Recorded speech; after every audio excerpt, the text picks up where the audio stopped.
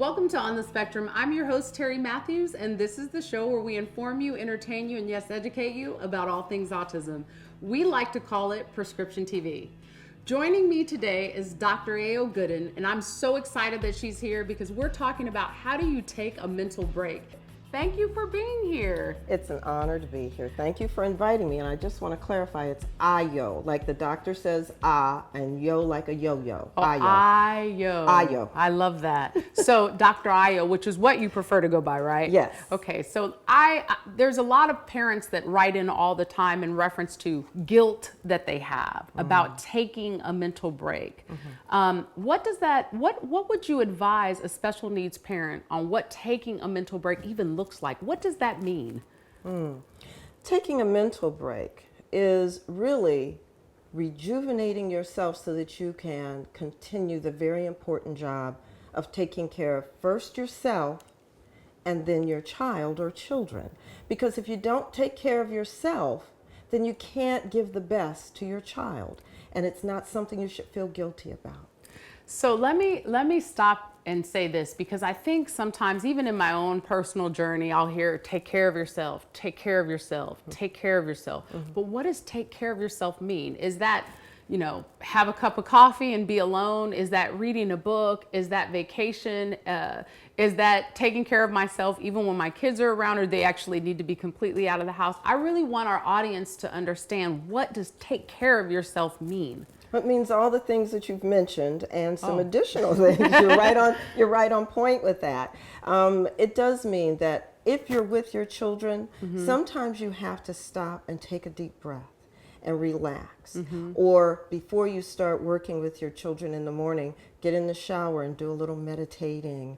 And it's simple. It only takes a second. I tell people, first of all, you have to create an image of a very peaceful, happy place. And you have to visualize that place with all the colors, the sounds, the smells.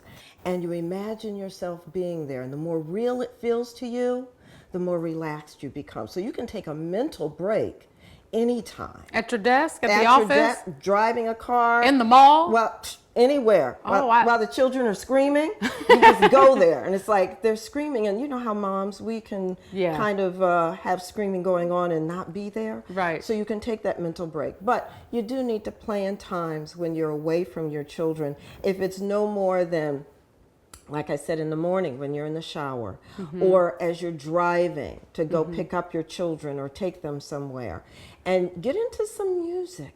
Music is very healing. Whether you sing, whether you listen to it, it doesn't matter, but you need to have music which helps that energy to bring you down and relax you out. But there's so many wonderful strategies. You can take a break, you can go away for a few hours by getting someone else who can help you out with that.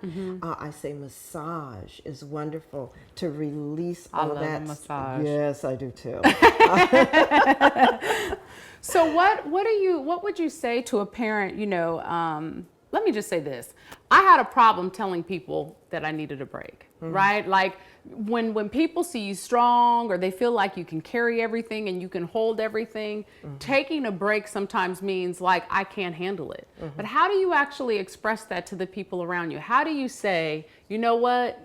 Maybe now, but not right now? Or how do you say to your family members or your spouse or your, everybody's pulling you in different directions. And we all know with having the kids with special needs, they need the most attention. And sometimes when, in my case, I have 3 kids, I'm giving Jaden all this attention. These 2 other children need this attention. How do I take that break and be able to communicate that? Is it just, I need to take a break, or is there some way I should say it or express it so people understand that I really need to take a break?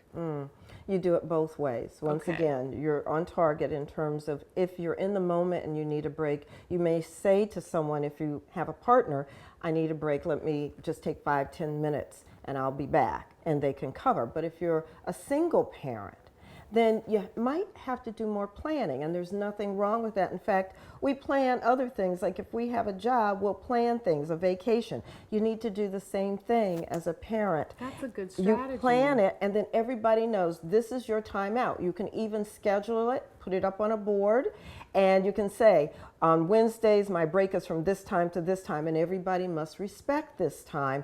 don't come to me unless there's an extreme emergency. So I want to, you know what, that's a good strategy because we do plan a lot and we don't plan mental breaks. But for a lot of parents who are raising their children, and at one point in time I was single raising my children, I think that is something important because I planned everything else.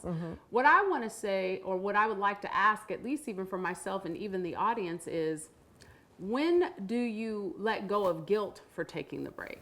When in this process of taking the break, like, I've taken a break and then I felt guilty. Like, oh my gosh, I've worked all these hours and now I want to take a break, but I need to take care of my kids. How do we tell ourselves that it is okay to really care for ourselves first? Like, is there something we should be reminding ourselves? Like, you know how they say, put the mask on you first? That's right. You know what I'm the saying? Oxygen mask, right. And if we don't, I guess the better question is if we don't take the break, what can happen? That's probably the best question. If we don't take the break, what can happen? Yeah, it's like anything else. You know, if you don't stop and maintain your car, it's not going to continue taking you where you want to go.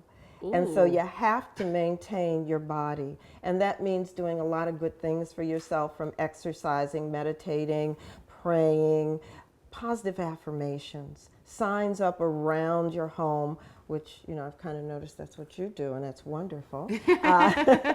And I think that a piece of what we have to realize is that we are human first, and we're on a spiritual journey.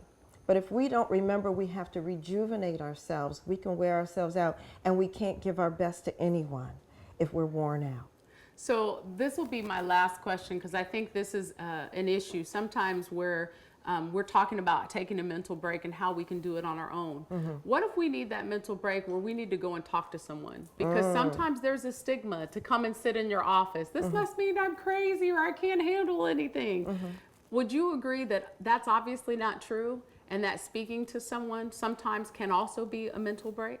Absolutely. It's called good judgment. In fact, I tell people all the time that when you're under as much stress as a parent is, especially a parent with special needs, you need to have a therapist who understands you, and culturally. And, you know, a lot of times people will say, well, anybody can help you. No, not true. There are cultural differences. So blacks should go to a black psychologist. Latinos need to go to Latino therapists, and so on, because there are cultural subtleties that won't be addressed by someone who doesn't understand your culture. So it's very important to get help, because if you always go to family and friends, you'll wear them out.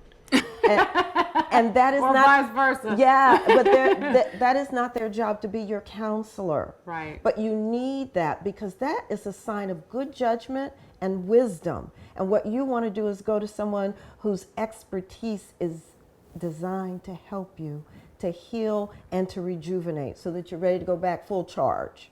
I can't tell you how amazing this is, because I think we don't talk enough about our mental health care, our status, our taking care of ourselves first, making sure that we make ourselves a priority, because we're taught to make everything else a priority. Thank you so much for being here today. And I'm sure the guests are going to have so many questions that they're going to have for us that they'll want us to jog you on.